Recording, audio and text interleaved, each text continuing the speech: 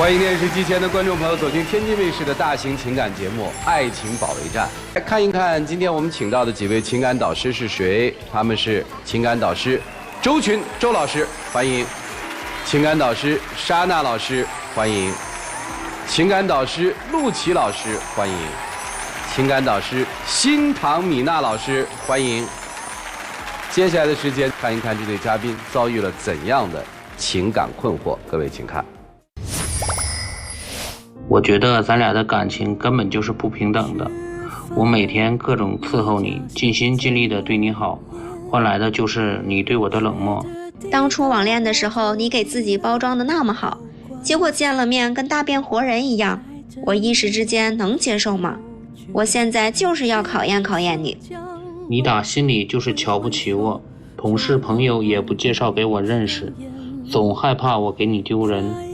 我的梦想你也不支持，我真的不知道你是不是真心想跟我在一起。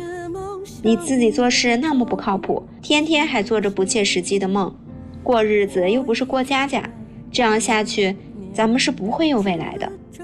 有请这对情侣，有请。小梦33岁，来自河北工人；小姚27岁，来自河北幼师。欢迎老魏哈，网恋认识的是吧？对。网恋多久啊？半年。在一起多久啊？不到1年。怎么了？主要是我们2个是网上认识的嘛，然后我就觉得他在网上和现实的形象差了太多，对，有很大的差距。他在网上是个什么形象啊？在网上的时候吧，他把自己包装得非常好，他说比我大3岁，然后有车有房呀，朋友圈经常晒一些去旅游，然后听的音乐也和我很相似啊，然后还说他是坐办公室的。其实我是坐办公室的，在车间坐办公室，然后随着时间的往后推移的话，然后到车间工作了。刚开始是坐办公室，然后吧，我俩经常聊的也挺好的。我有什么工作上的问题呢，他都会安慰我，帮我解决。然后他有一次给我发了一张他的照片，我就觉得，哎，这小伙儿就是还蛮精神的嘛。然后也半年了，也有了感情，我就提出了见面。结果他说啥就不想和我见面，当时我就觉得他是不是骗我什么呀？感情的事嘛，就是需要一点点积累呀。这个时间到了，水到自然而成。你那时候不着急，那之后见了我第一面就着急牵我手，恋人牵一下手不很正常吗？那时机不一样好吗？然后我俩就见了面嘛，这一看，这和照片上根本就不是一个人嘛。今天我也把那个照片带来了，就是想给各位老师和主任看一下。这明明就是这美颜开到100%吧？哎，我跟大伙儿解释一把，这是因为嘛，在疫情在家，然后多吃了点变胖了，我只是变胖了一点。这不是胖不胖的问题吧？这明明是2个人呢。对，我那天见他的时候，我都没有认出来。我说，哎，这谁呀？我差点扭头走了。对。那咱不说照片问题，还有呢，就是他年龄，一开始不跟我说的大3岁嘛，结果他比我大了6岁。这解释一下，就是我这人心态平常也是很年轻的，然后我就少说了2岁，少说2岁也很正常吗？咱们2个认识这么长时间，也有感情了，你还在乎这些你真实的年龄小那是你优势，那你心理年龄小那是幼稚好吧？这有啥可骄傲的呢？你不光这骗我，你别的也骗我，你工作还骗我呢。有房吗？没有。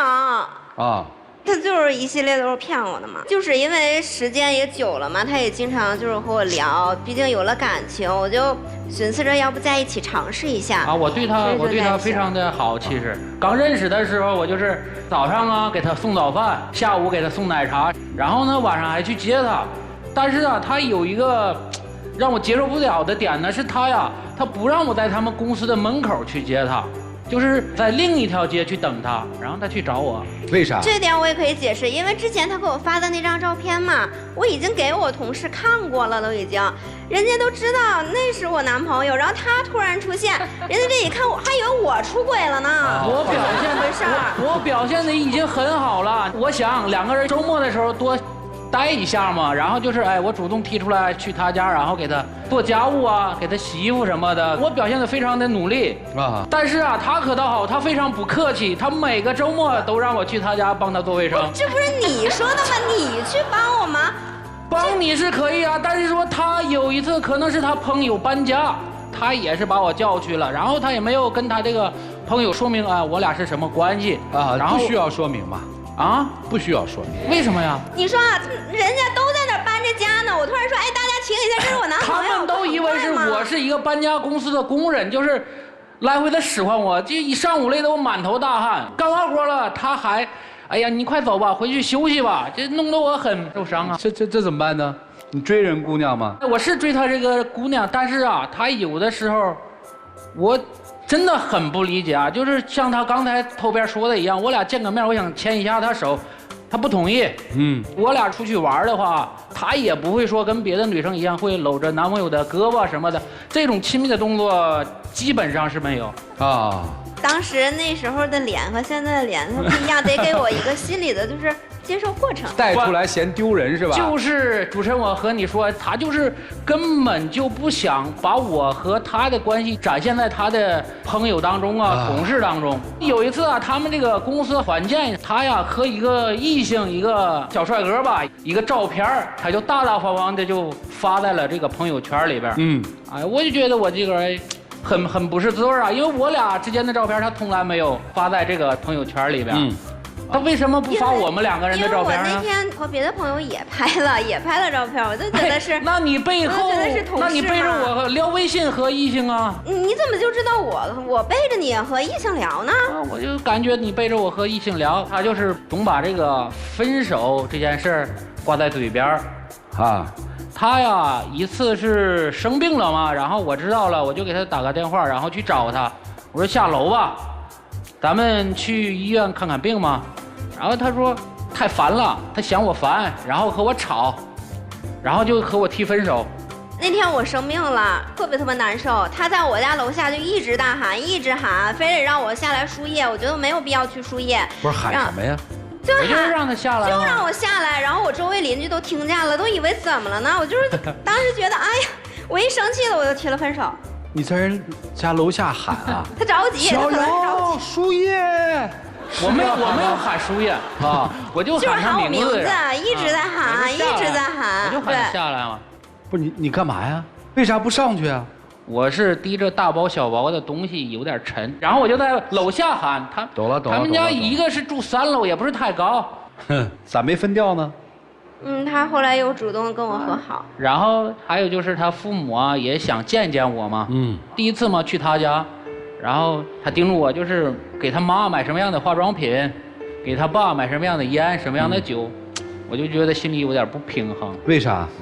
就是在这以前呢，他去过我家，但是啊，他非常的不太情愿。到我家了也是空着手去的，表情啊或者说表现也不是很好，就是往那儿一坐，端着个架子什么的。但是他让我去他家的话，他就要求我很多，然后就是少说话多干活，这是一方面啊。他细节到哪一种地步，他就说，坐着不能抖腿，吃饭不能吧唧嘴。就细节到这种地步，这不是很正常吗？你坐着抖腿啊？不抖腿啊？那你吃饭吧唧腿啊？抖过，这没感觉，就自己的时候，这不需要要求吧？这是最基本的吧？那你可以不去啊。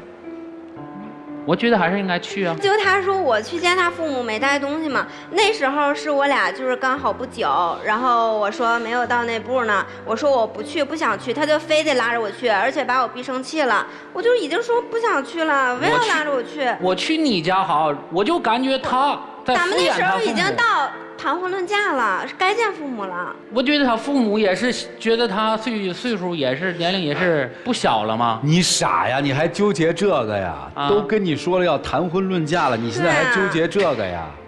我为了你，那他你在我爸妈面前但是他表现，我觉得没有到那种和我想要走在一起那种感觉。那你的意思就是他骗财骗色喽？不至于。行吧，怎么着啊？这不是都要谈婚论嫁了吗？跑这儿来干嘛呀？因为吧，他有一个不切实际的音乐梦。我有一个梦想不很好吗？不是，你说我像我这个年纪有一个梦想，对吧？是不是应该值得尊重一下。你有梦想没有错，但是你作为我一个女朋友，她经常给我泼冷水，然后她就说，如果你要是辞职，你要是把自己的积蓄，然后出唱片去，那咱俩就分手就行了。对，他说他出唱片，我就更生气了。我觉得有点白日做梦。你说我俩就好好的就结婚以后，这不挺好的吗？非要去学音乐，而且拿着以前的积蓄说要去发唱片，这我有点受不了。我就想让他实际一些，以后不好好的。没辞职吗？也没辞职对，啊。他是没辞职。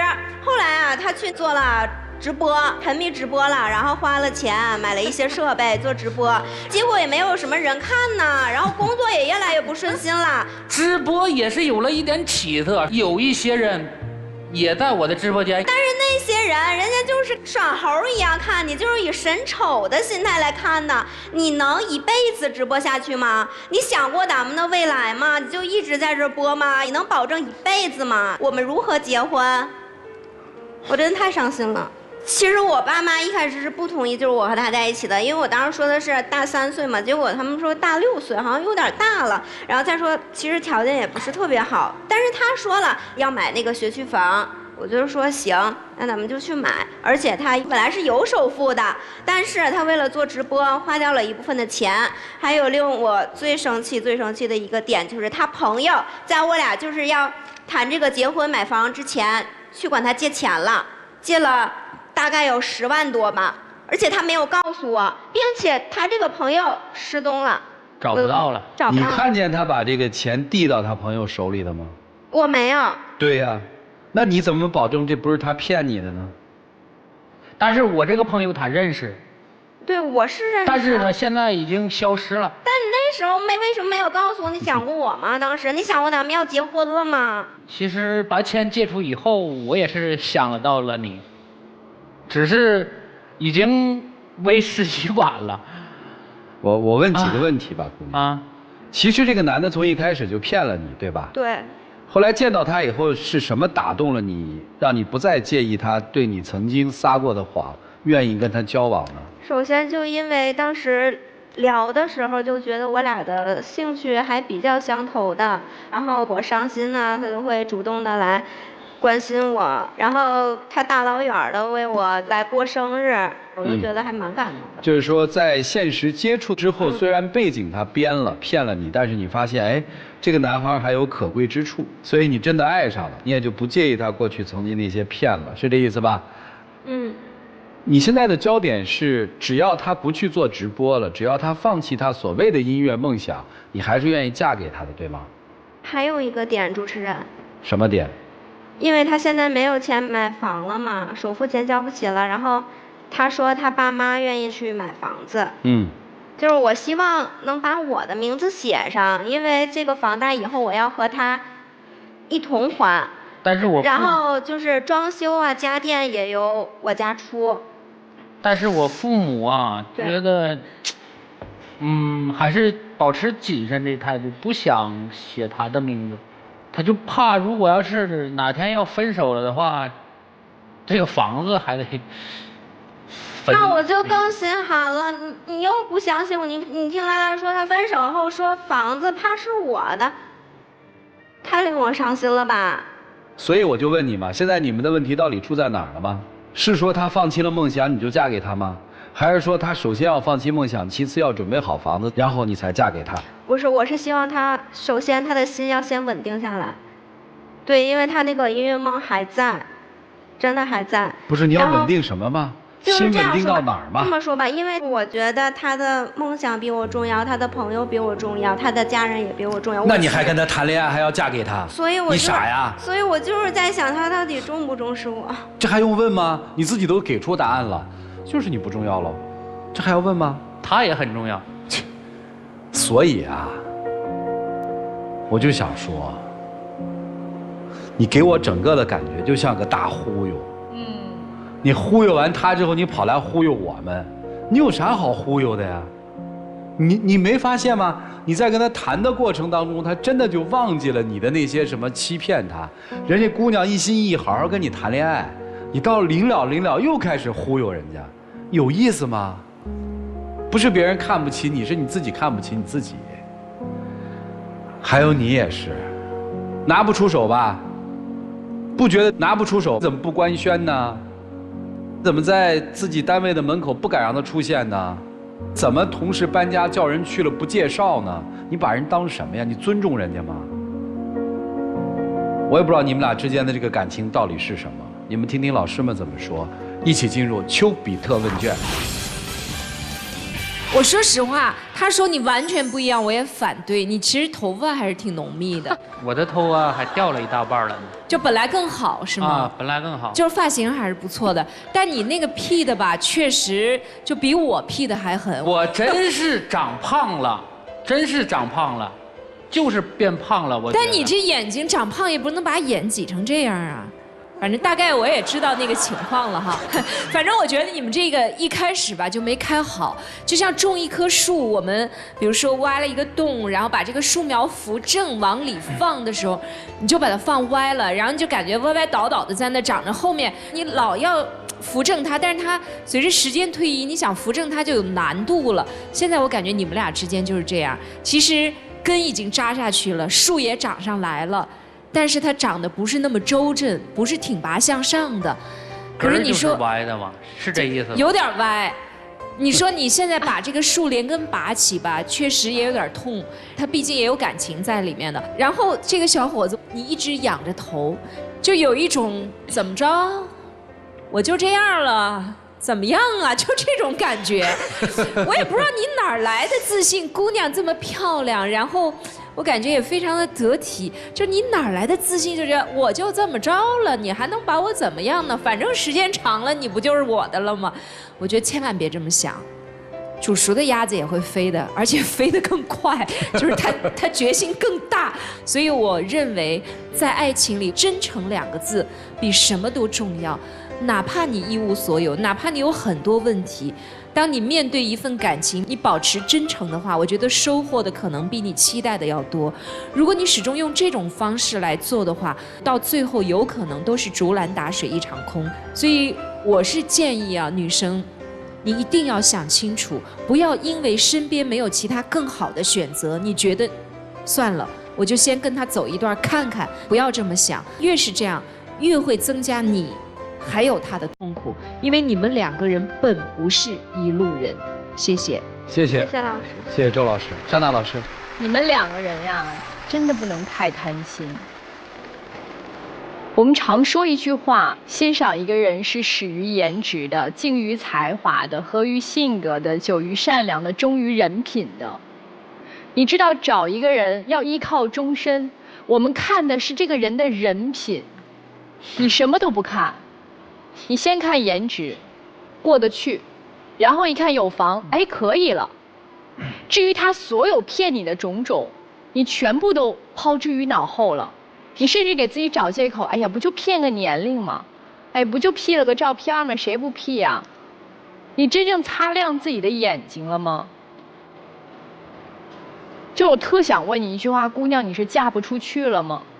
不是，可能就是有点割舍不了吧。我是那种比较……有什么割舍不了的？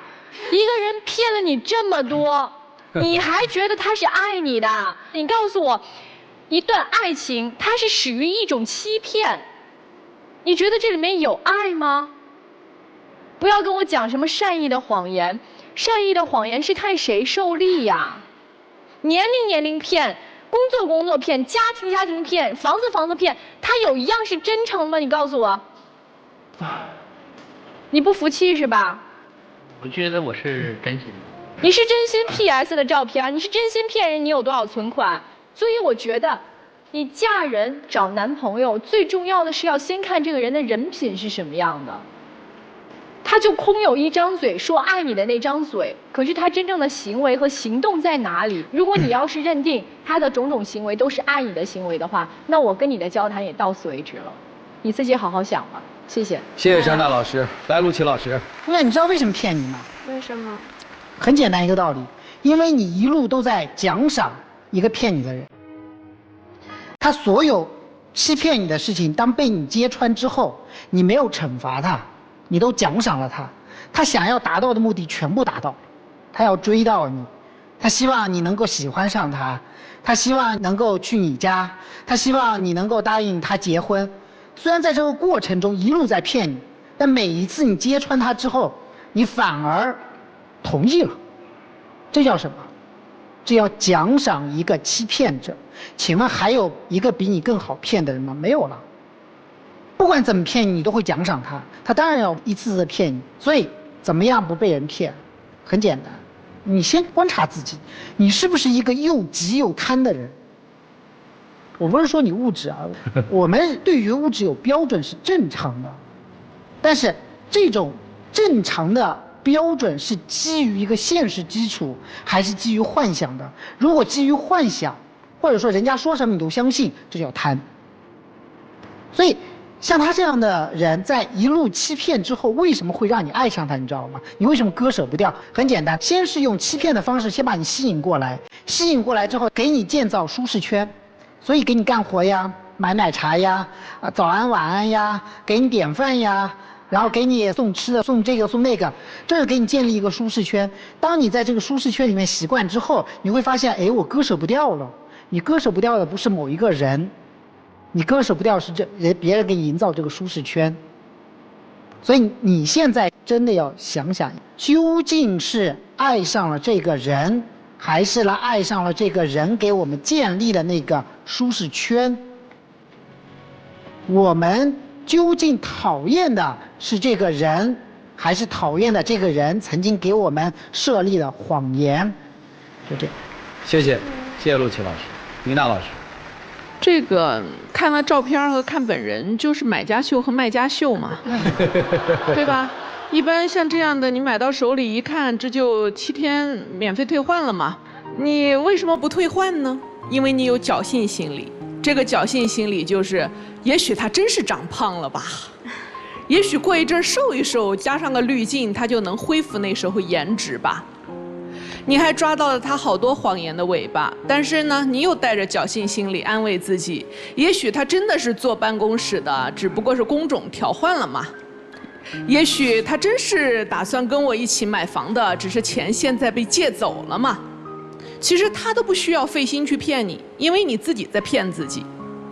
你骗自己的原因也很简单，因为你想要的人从来都不是他。你想要一个就是你自己设下的那一些大概样貌，你脑子里其实都是有标准的，但是苦于只有标准又没有人，所以当这一个人出现的时候，你就勉强把它套进去了，满足你的想象。但你不能跟想象过一辈子呀，你还是会觉得，即使是跟他在一起买了房子，房本上有了你的名字，你也不愿意让他去你单位里接你下班，你也不愿意带到你的朋友身边说这就是我老公。为什么？因为无论是从外表，还是到他可能接受到的教育背景也好，家庭环境也好，自己的工作也好，无一处令你满意，无一处令你欣赏。如果是这样，你说你何必呢？你就像你非要买回来一件自己都知道穿上去难看的衣服，然后套在身上，为什么？存心恶心自己呀。没走过一个橱窗，看到倒影里头，哎呀真丑，然后看到镜子里头，哎呀真恶心。余生你就打算自己来这样为难自己吗？你现在给他要求说房本上写上你的名字，看上去你像是为未来能够增加一点安全感，是吗？不。因为你知道他实在太不符合你的期待了，你希望他的真情和他能给你的东西比其他人多，来证明你没选择错。如果你找到了一个你理想中的伴侣，我想你也可能不会说一定要写我的名字，因为你觉得我们根本都不会有分开的那一天，我根本不需要有任何的物质保障，因为我爱他，我就想守在他身边。然而当一个你不够爱的人在这里的时候，他只有做10倍、20倍、100倍为你付出的事情，你才觉得仿佛你才配下嫁。不要再去考虑你们俩有没有未来，也不用去争论写谁的名字，更不用去揭露什么他到底是个骗子还是一个什么样的人。你为了爱情不择手段，这个本身就是错误的，小伙子，管你在那里自我辩解或者自己觉得自己多冤，就是不择手段。我觉得我真是真心的。哎呀，你真心想要，然而你也知道那个是你要不着的姑娘，所以你用自己的包装。但是你有没有想过，你要的这姑娘来到你身边是虐你的呀？你怎么会愿意让一个女人每天嫌弃你呢？伪装可以得到他一时两时的崇拜和欣赏，等揭穿了以后，你就要面对接下来余生里头被这个人挑剔嫌弃，这样的日子就真的好吗？你为什么就不能找到一个能够欣赏你的、跟你踏实过日子的姑娘，然后这姑娘也尊重你，你也尊重这姑娘，过一个正常的日子啊？你非要把自己过成被人嫌弃的一生干嘛呢？所以都好好想想去，这还有啥好继续的？谢谢米娜老师。着什么急呀？不喜欢就是不喜欢嘛。以后啊，别骗人了。骗人总有被揭穿的时候，自己好好想一想，应该怎么做。来，我们一起进入真情60秒。我想，以后我可能变得会很好。希望呢，在以后的日子，你能看见我的进步。我不知道我现在要说什么。你一开始对我是很好，但是我现在我看不到未来，你知道吗？你让我想一想，我不知道要怎么去做。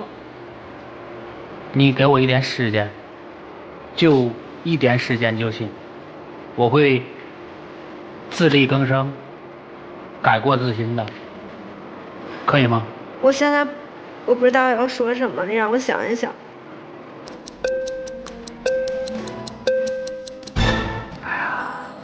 你说那句话的时候，就注定了你改不了。给我一点点时间，我会更好的。怎么可能呢？谢谢两位哈，请回，请回。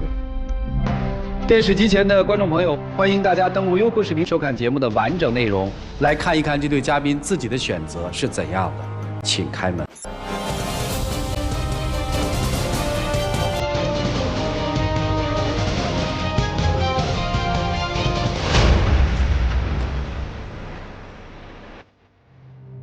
小梦还有什么跟他说的吗？我已经预料到了。我觉得呢，他也就是想找一个依靠啊，然后我可能是不是太符合。以后再跟人交朋友的时候，还编那些背景。不会了。其实你真诚的相爱的话，我相信你会找到真爱你的人。谢谢您的分享，来，请回。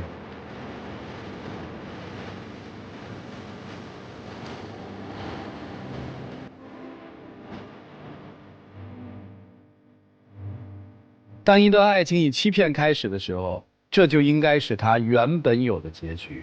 如果今天小梦通过我们的节目可以认识到，只有真诚相待才能手来真爱，我想对她来说就值了。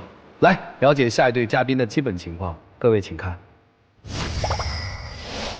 一开始是他追的我，现在在一起的时间也不短了，我就想跟他结婚，可是他却一直很任性，从来不为我考虑，甚至还经常让我下不来台。我现在觉得他越来越自私了，我把我的立场已经跟他说清楚了，但是他从来都不会理会，从来没有问过我想要什么，我怎么把自己交给他。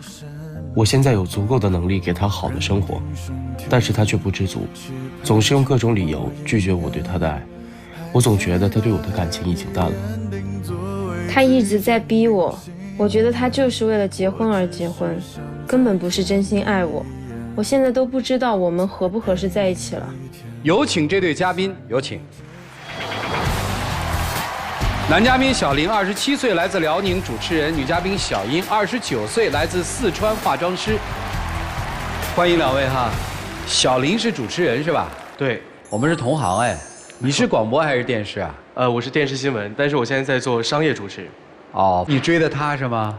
对，当时就觉得他挺有份儿的，然后就跟他告白了，然后就在一起。哦，你就是在活动里看到他，就喜欢他吗？不是，他是我老师。什么老师啊？培训的。哦，还是一培训老师，啊？怎么了？今儿来这儿为什么呀？其实我们两个之前挺好的，但是最近这段时间发生了一些让我觉得很难以接受的事儿。哦，因为我是一个东北人，在四川工作，上的大学就在这边工作。他是四川本地人，我们俩在一起1年多了，但是我因为从事这份工作，所以节假日很少能回家，大概有4年多了吧，没有回过老家。父母呢，我有一个哥哥，但是常年在国外，所以他们也见不着。我又是家里老小，爸妈就比较想我。之前过年呢，就刚好来成都，说陪我一起过个年。本来就打算留到15之类的，就过完年差不多就回去了。然后大家都知道赶上这个疫情的情况啊，他们也走不了了，而且我也不放心，他们回去也不安全，就在这住了大概有2个多月，住到3月底4月份的样子，他们才回去的。就是这么点事儿，多待了2个多月，他就不高兴，中间可能待了半个多月吧，2月中旬的时候。就离家出走了，怎么求都不行。我那叫离家出走吗？我们就是合租关系，我就是不想跟你爸妈待着了，我就回我闺蜜家住了一段时间，有什么问题吗？我爸妈来，这是一个大事儿，不管怎么说，你当爸妈面前是尽孝心也好，是怎么样也好，你就装个相不行吗？我不瞒您说，主持人，我甚至跟他说，我说你要不回来，我给你打电话，我求你，不行，我说你要不回来，咱俩就分手，就这都没回来。哦。你爸妈本来是说的住几天，现在住了几个月了，好不好？而且你爸爸那么强势，让你不要下厨房了。以前都是你照顾我，他不让你下厨房，让你妈做，以后就是让我做呗。平时我怎么照顾他？洗衣服、做饭、接他上下班，我觉得都行，都是小事儿，只要他高兴就行。你说爸妈来这种大事儿，你不能给我点面子让我做下主吗？咱说就装一下能咋了？我怎么装？我装1、2天可以，那么久我怎么装？我不想装，我就不想跟你爸妈住一起，怎么了？行，现在好。不，这个也别闹啊。结婚了吗？还没。没结婚不住一起不是很正常吗？之前我爸妈这次来，其实就是想见见他，让我们俩早点结婚。这不就见了吗？就行了吗？而且我觉得他爸妈现在根本就不喜欢我了，都张罗着帮他相亲了，而且也让他哥帮他物色对象，而且又让他回老家了。行，我第一个点我明白了啊，男生有男生的想法，女生有女生的想法。第二个问题呢？我爸我妈这不一看人家离家出走了，也不敢再耽误咱了，就回家了。回家的时候我说你跟我去送一下，就这都不送。回了家之后，我爸妈就说，感觉我们2个不太合适，就说让我早点回家，想让我早点结婚。我呢就想着跟他结婚，我们俩好好过日子。结果我就一边拖着家里，一边跟他商量，我们俩结婚。我说我们去看房，我说我现在虽然赚的不算多，但是多少我也能买套房，能起码的咱们生活没问题。然后为了说买房，我还把我之前的车卖了，又添了一点钱，先买了个公寓。我就说无论是自己住啊还是投资都行，就这还不满意。你买房的时候你也没跟我商量呀？为什么买了房就一定要结婚？别人都是买不起房，给不起彩礼，人结不起婚。我这上赶着出去赚钱，给你买房，求你怎么还不行呢？我说房产证写咱俩名字，不高兴。我说写你一个，就这都不愿意。我没有想好跟你要不要结婚，你现在就是在逼我嘛。这是关键啊，人家没想好呢。老师，我觉得我们俩在一起1年多了，他29，我27，年龄也不小了，父母也见过了，各方面也觉得不错，为啥不能结婚啊？问他呀。我本来就没有想过要结婚呀，而且我跟你在一起之前，我也想的是我要30岁才结婚的。你30岁之后结婚再生孩子，你多大岁数了？你有想过没？他身体本来就不好，经常感冒，我不也是为你身体好吗？总之我现在没想好，不想结婚。这可以啊，我想好了。其实我觉得行啊，我倒觉得女生这样好，就是我没有考虑好，我觉得哪儿还不对的时候，我可以不嫁呀。这你别着急嘛，再等个1、2年，慢慢的感情再浓了就可以了。关键是现在我这家里啊，真催的也急，而且我也是确实很喜欢他，所以才义无反顾我们2个在一起啊。现在家里又催着，又让我相亲，我这又拖着，而且我们俩就我觉得很难跟他沟通，他从来说话都是阴阳怪气的。比如说呢？就我问他，我说今天吃什么？他就跟我说，我吃什么你不知道吗？那你连我吃什么都不知道，那我还怎么嫁给你？厉害，这姑娘够辣哈！女生，你这个对男生有什么不满意吗？他就是这样，你追的人家对吧？对吧？他现在说，哎，我都准备好了，所有的都准备好了，我就为了娶你。你觉得哪儿不满意？你可以说出来。其实我之前也有想过结婚，然后我就问他啦，我说我们结婚之后住在哪儿呀？以后怎么生活啊？他跟我说，让我以后结完婚之后就在家待着，哪儿也别去了。然后就照顾家里，照顾他爸妈，再把他爸妈接来成都，买到同一个小区楼里，这就是让我当保姆嘛，而且还是免费的那种。我不想要这样的婚姻，害怕婚后的生活，根本就不是这样，老师。他的性格吧，做什么事儿都是3分钟热血，好听点叫爱好广泛，不好听点就做什么事儿都不坚持。之前他做过营养师，做过健身教练，没一个干得长的啊，就干个1年半载就辛苦累就不做了。然后就过来跟我学主持，我觉得他各方面都不错呀，我也很支持他。我说我给你推荐活动，推荐客户，然后去帮他安排想办法去主持。结果人家好。我不瞒您说，他主持过4、5场活动，没有1场活动的稿子啊、音乐是他自己准备的，都是我一个字一个字帮他写出来，帮他准备好，就差我帮他主持了。就这样，他跟我说我不想干了，啊，主持太累了，辛苦。我觉得他做什么事儿都很飘。我不瞒您说，怎么就飘了？你帮我写个稿子怎么了？你本来就是专业的，你不帮我写，谁帮我写？再说了，工作不是你自己的吗？我写的能有你写的专业吗？这工作不是你自己的吗？你钱不是给自己赚吗？而且你不应该自己学着成长一点吗？我说不过你，反正你都是对的。你是老师，你说什么都是对的。您看，主持人他就是这种状态，每次一说到这儿就是这种啊，软不拉几的，不好好说话也行。还干过什么呀？他就弄什么淘宝直播啊，我也去看过他直播。他直播换衣服就在他们工作间，就一个帘儿挡着，周围还有其他人，这谁受得了啊？我就不想让他干，好说歹说都不行。最后我为了哄他不做直播，你不是说赶活动辛苦吗？我送你个车，然后你平时愿意干点什么干点什么，就为了哄他不做直播啊。对，是没做呀。不做直播之后。之前他做的是化妆师，跟我说手艺不好。买了车之后，我说你老实在家，你愿意干点什么干点什么，好好照顾家。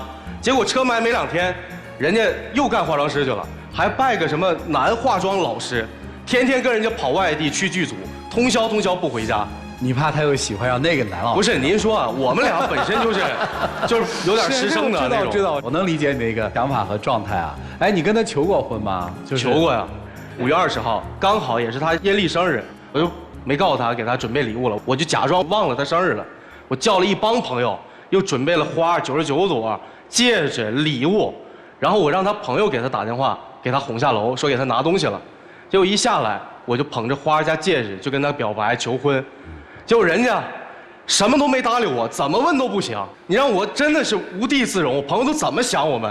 你无地自容，我才不知道该怎么办呢。你也没有提前跟我说一声。我都以为你忘记我生日了，我本来就很生气，再加上你又没有跟我说你就要跟我求婚，我觉得你就是在逼我嘛，就是想让我立马就结婚。那说了还叫求婚，还叫惊喜吗？为什么不叫惊喜？那我们双11买的东西，我们都知道买啥了，但我们拆快递的时候，那还是很高兴呀。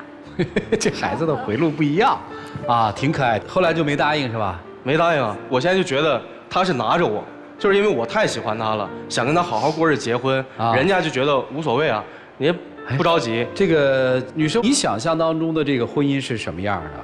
就是我想就是顺其自然的结婚，我不想那么赶，而且我不想跟父母同住，我想就我们2个人在一起。我很喜欢恋爱的感觉，我现在真的没有想好要不要结婚。你说句实话，这个男人现在在你眼里是不是没魅力了？没有啊。还特有魅力吗？但我觉得，好像。都一样，好像都一样是什么意思呢？就是感觉换成其他人可能也一样。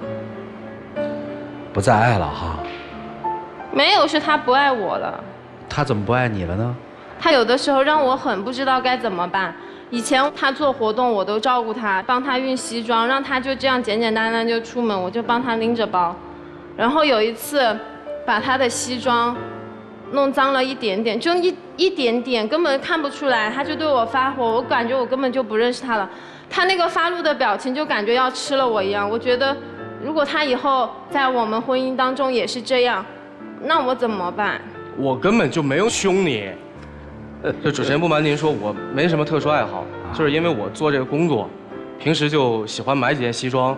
我觉得人总要有点爱好吧，就像你的口红这些东西一样。那如果我不经意间给弄坏了，你肯定也会说一句什么的。我也不是故意要凶你，而且现在西装不让买了就不说了，还让我把工资卡什么都要交给他。但是你说我把工资卡这些东西都交给你，我出去怎么办？我跟朋友在一块儿怎么办？那我拿着你的工资卡，不是也为了你好吗？你看你这么多年1分钱都没有存下来，全部买这些西装了，这就是一种病态了。这怎么就病态了？我没攒钱，拿啥给你买的车？拿什么买的房？哎，那车也写了他的名啊？当然，因为我们俩在一块儿，我觉得人家跟我在一起了，我就得全心全意带人家。行。其实这一段感情的背后还挺有代表性的。接下来我们就看看老师们的看法，一起进入丘比特问卷。细听下来，似乎感觉到男生非常呵护她，处处为她着想。可是我依然听到了一点弦外之音，就是你对他所有的爱是你不由分说的施加给他。比如说，你希望现在就结婚。无论他愿不愿意，你提出来了，都应该赶快把婚结掉。你希望你的爸爸妈妈和你们一起住，无论他怎么想，你觉得这个决定应该没有错。然后比如说他以后婚后到底怎么安排，你似乎也把他都设计好了。我觉得你的爱其实是带了很多你的要求在里面。对于女孩来说，她其实不太愿意，甚至我觉得现在已经有退缩的情绪在里面了。按说她年龄大一点，可能这种对婚姻的迫切应该是比你更强烈。所以我也觉得正常应该就是她着急，但是现在我就觉得她是一点不着急，拿着我。而且更奇葩的是，如果想结婚，人家都提条件，我必须要减肥，不控制下来都不能结婚。当然啦，你现在就是要把肥减下来，然后才能谈结婚啊！你现在都3高了，我们以后怎么在一起？他不愿意跟一个病人生活在一起，是吗？对，他怕他减肥跟结婚有关嘛？有关系。我觉得你爱我的话，那你做出一点点表现怎么啦？哎，他现在对你提要求，我觉得对你的健康是有益处的。但我是觉得你们的关系好像跟我们平常感觉的完全不一样，那一定是有其中的问题在里面的。所以小伙子，我觉得女生其实已经道明了这个原因，就是我不希望你用这种爱情来束缚了我，包括未来的婚姻，我的工作你也不希望我做了，我就在家里待着照顾你和你的家人，这都不是我的需求。他其实是有自己想法，我觉得他很清醒。女生，你既然有这个想法的话，我其实是支持你的。事实上现在给我们很多的时间和空间，给你留足够的时间去让你做决定，所以你再考虑考虑。我觉得男生你也是，如果在这个时间他有这样的顾虑的话，你们其中一定有问题的，好吗？我首先很认可他们2个人之间这段感情啊，我觉得2个人都很真诚，这一点很难得。但我觉得女生，你是家庭条件太好了吗？也没有啊。但是你肯定是从小娇生惯养吧，衣食无忧。也还好吧，就是比如说像我上学，我爸爸妈妈肯定每天都会接送我。就是晚自习的话，我也没有住过校，都是爸爸开车来接我回家。所以能看得出来，你是一个优越感很强的女生，不是拿经济条件来衡量你啊，是拿爸爸妈妈给你这种爱来衡量。我觉得爸妈给你的爱够了。可是对你精神的富养不够，我不觉得你是一个非常独立的女生。有一点，你连工作都不愿意自己完成，你只是凭着一时的兴趣爱好去找。今天我爱干这个了，哎，我去当个主持人；明天我觉得化妆师好玩，我去干个化妆师；后天呢，我又觉得可能直播挺好玩的，我再去干直播；然后大后天我觉得不行，这3样我都不喜欢，我可能就喜欢在家待着，那我就回家待着去了。我觉得真正的女性的独立是精神上的，就她首先能为自己的人生负责任。你缺的是这一点。然后再说到另外一件事情，我们说的好听一点是你个性很强，但说的难听一点的时候，我觉得是你不懂得尊重别人的父母。你不愿意他的父母和你们一起生活没有问题，但是你要看当时是什么情况。当时他爸爸妈妈来了，我也开始那2天也。他是你的男朋友对吧？对，他是你爱的人是吧？是。他的爸爸妈妈说是要待到15就要走的，可是突发的情况谁能料得到？谁愿意经历这样的情况？你愿意爸爸妈妈冒着生命风险去乘坐交通工具回到老家吗？如果是你的父母，你愿意这样做吗？会。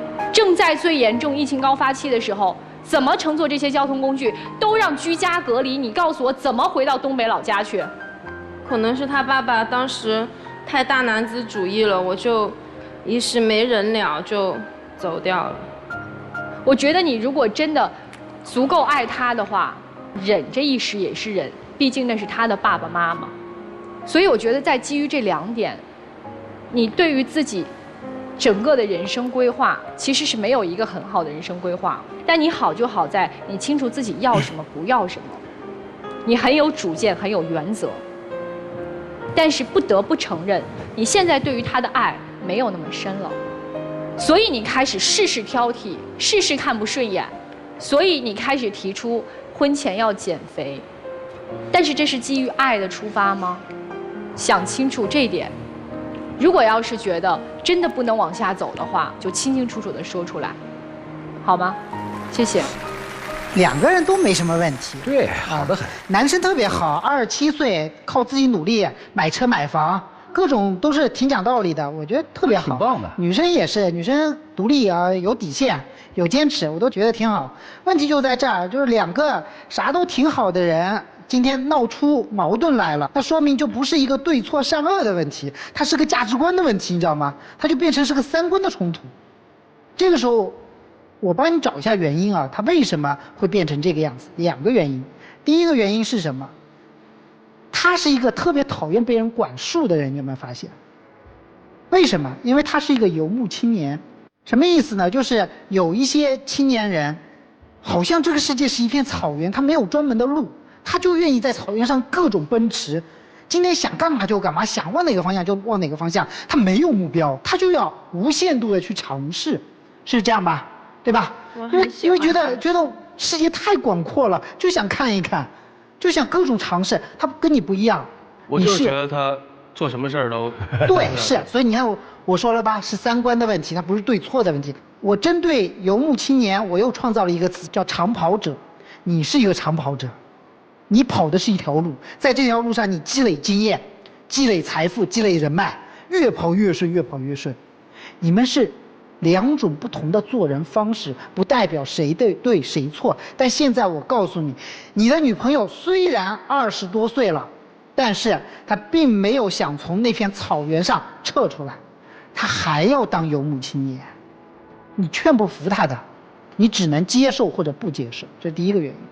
第2个原因是什么呢？是你们对于婚姻生活的期待不同，或者你们对于婚姻生活的理解不同。你描述那种叫依附式的，你不用工作，在家干家务，照顾孩子，我反正能挣钱啊，车房都给你啊，你只要把家照顾好就行了。那么他现在崇尚的是一种现代式的婚姻生活方式，叫联盟式的婚姻。什么叫联盟式的婚姻？第一，我们是对等的，没有谁依附谁。第2个，我们是功能化的，就是你有赚钱的功能，我也有赚钱的功能。你要做家务，我也要做家务的功能。我们每一个人都是有自己的功能区的。第3个是有完整的个人边界的，这种个人边界包含了父母不能突破我们的个人边界，这叫现代的联盟式的婚姻生活。你们2个人在这样的对婚姻生活的理解上面出现了很大的冲突，他要的婚姻和你要的婚姻不是同一种婚姻，这个时候问题就来了，最难就难在这儿，你们俩都对，都好，但是你们这个冲突是无法弥合的。但是我就觉得你不用说，你不用说，因为没有对错可言，所以我要给你建议。这个建议是什么？你们应该再用1到2年来打磨你们未来真正对于婚姻的理解，而不是急于现在立刻就结婚。因为你们可以走出第3条路，第3选择。这个第3选择就是，可能有一部分是你传统式的，也有一部分是现代式的，但是走出一条你们自己的路，不要着急，就这样。的确不合适啊。我相信你们一早的时候3观大家觉得是合适的，因为起初只是在谈恋爱，没有讨论到婚嫁。只有在婚嫁的时候，过日子到具体的时候，这一些冲撞才出来。就像小姑娘一早会认为你肯定跟她父母能处得来，所以你才没有在第一时间先下的回避过去。你觉得他和你都处得来，平时听他讲他爸他妈，你觉得人应该都挺不错。对，而且他经常说他爸爸妈妈挺好的。对，然后之前也视频过，就觉得也挺好的，没有那么的抵触他们。等到住到一起的时候，发现生活习惯可能有不一样，特别难忍的就是父亲的大男子主义。就像你一再强调的，看到妈妈就仿佛看到了未来的自己，所以你的未来的跟你结婚之后的这一个婚姻画像忽然一下具象了。这个具象就是看到了你妈妈是她不想成为的人，而你妈妈却又是你觉得最伟大、最喜欢的女性，也希望自己的太太未来能够像妈妈一样。在这个时候，这个冲突太可怕了，所以对他已经剧烈到，如果不回避出去，一定会发生争执。以他的性格，你觉得在家再憋几天，他会不会跟你爸妈吵起来？他会不会替你妈打抱不平？他甚至可能都不是因为你们家人对他怎么着了，他可能就看不得你爸爸对你妈妈的那个态度，直接就火了。可能就会直接怼回去，叔叔凭什么老是阿姨做饭啊？您收拾过一次碗吗？您帮阿姨了吗？您怎么老这样教您儿子呀？那将来我怎么办啊？可能就直接就这么怼回去了。但是我还是希望他能……你别老说你希望的，到那个时候事情一发不可收拾，会更糟糕。所以他回避出去，我觉得是一个对的选择。然而他接下来没有再探视，包括老人走的时候，可能你也没有去送，这些可能会让老人觉得你是因为厌恶我们，所以躲出去了。所以这一点可能造成了他爸他妈对你不够喜欢。但是其实我没有这个意思，我只是在跟他赌气，并没有觉得他爸爸妈妈怎么样。是啊，所以这就是两个人对于婚姻这种现实生活还有矛盾冲突发生的时候采取的处理方式不一样嘛。刚刚大家都在说这么多，我就觉得吧，你喜欢西装，他呢可能就是一个牛仔褂。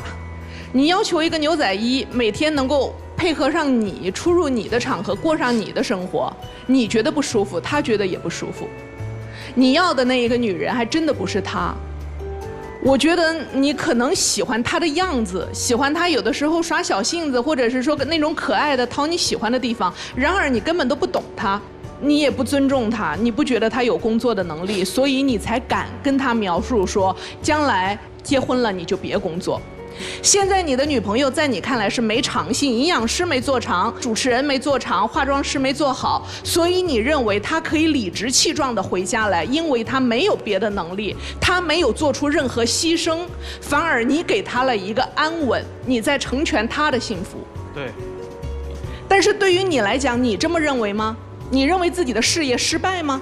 没有啊，其实我就觉得都很有意思，我都想尝试一下。这就是你们的冲突啊。他没有打算在哪一行做成翘楚，他就是喜欢研究。这一行我进去看看，适合我吗？适合就玩一阵儿，不适合算了，我再换一个。现在你给了他一切，这一切都没留住这一个女人，他都在拒绝你，你都应该知道问题很大了。房子，你准备了是吧？对。车子写他的名字了，好有诚意了。浪漫的求婚有了，然而他不要。他为什么不要？你回答我呀。可能确实出现了一些问题。因为你所描绘的未来，他觉得不美好。当你一个劲儿的想去说服他接受这一切是美好的时候，你有没有想过，问问自己，我女朋友究竟想要什么？我们人人都知道，你想要一个贤惠的太太，你想要全家人其乐融融，你希望打拼世界，然后家里头有一个女主人操持一切，做你坚强的后盾，这都是你想的。而你太太想要什么呢？当你永远不能站在她的角度替她想，找出两个人的这一条路来的时候，你们是走不下去的。要么调整自己往下走一点，都不愿意调整的话，就地分手。唉，小伙子心里不是个味儿啊，都没错，都挺好啊。就这两个孩子，我觉得你们首先应该感谢你们的家庭，女生特别要感谢你的爹，就是恰恰是你在整个成长的过程当中，你爹给了你特别坚强的精神上的这种爱，才让你。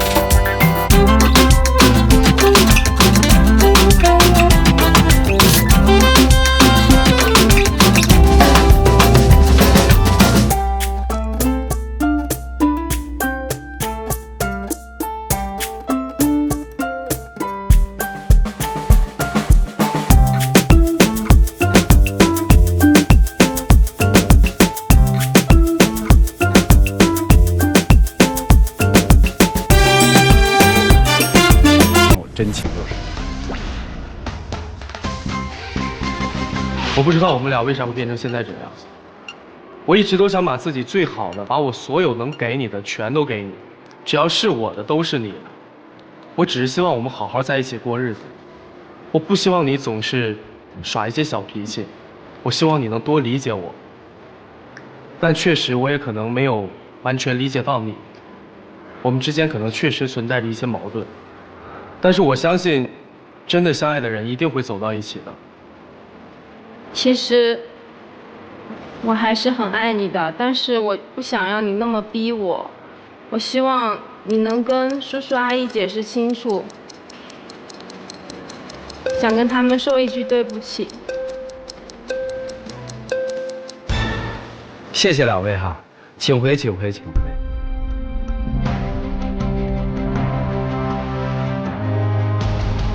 让我们看看这对嘉宾朋友自己的选择是怎样的，请开门。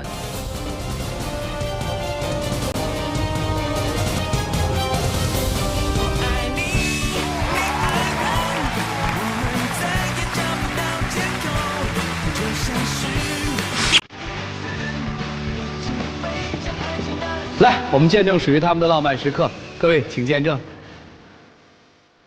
我爱你。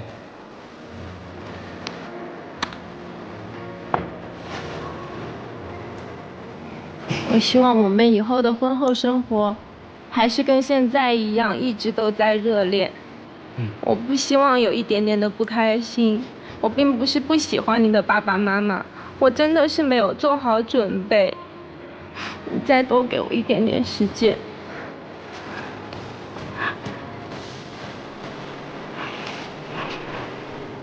来，请亮灯。人家让你再给点时间，给不给啊？听他的。嘿嘿，好了，谢谢两位，请回吧。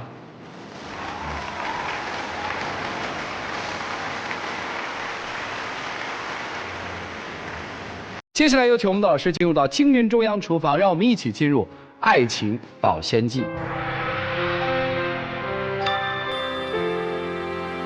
有网友提问说，我和男朋友谈了4年的感情，如今呢到了谈婚论嫁了，可男方依旧吊儿郎当，无所谓，也不知道是不是真心爱我，可我又舍不得放弃，到底还该不该继续下去？可能呀，你男朋友的性格呢就是吊儿郎当的，这和爱不爱你没有多大关系。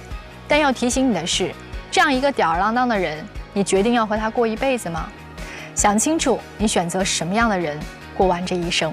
一片含有16种维生素、矿物质营养。